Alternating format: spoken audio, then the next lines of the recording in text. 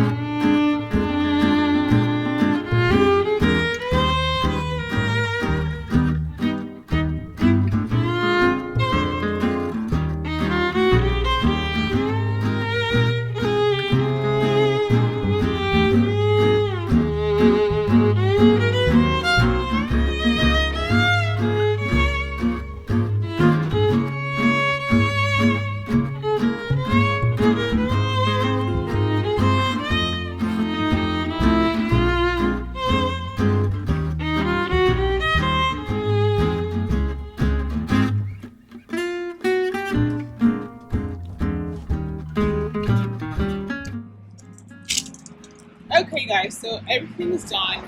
As you can see, I thought I had a lot more June bearing strawberries than I did. It turns out I had 5 ever bearing. So I need to get, let's see, 2, 3, 4, 5 more June bearing, and then 11 more of the ever bearing. So even things up. So that's done. So now let me show you where I'm planting onions, and then once I get everything in the ground, then I'm going to get everything a nice drink of water. This is the onion patch, and so like I said, I think I'm going to do 9 onions per square foot, and I'll start over here, and I'm going to use my handy dandy square foot planting guide, and so for 9 per square foot, it's going to be the squares. So let me come around the other side and I'll get started on that.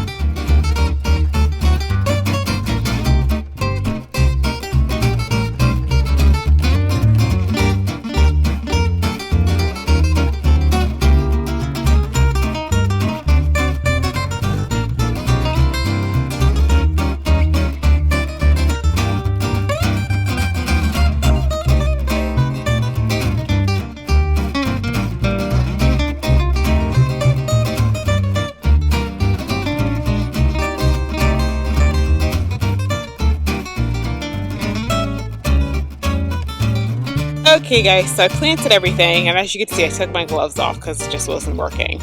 So I actually have a lot more space. Actually, I could get some more onions, but I have a lot of space for my garlic because I don't know how many cloves are in each head that I got. But let me turn it around to show you what the rest of the garden looks like, and then I'm going to water everything in.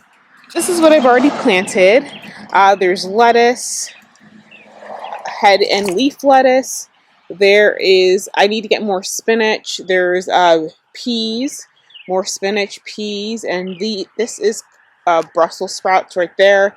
And the rest of that is broccoli. So in these open squares, I'm going to plant at least 4 squares of carrots, and then I'm not really sure what I'm going to put down there. I may put some more peas and that sort of thing. So that's it. So I'm going to get the hose and hook it up and water everything in good. I think it's supposed to rain tomorrow. Hopefully it does, because they'll get a nice drink. I eventually am going to put drip tubing in here, but for right now I'm just doing it by hand.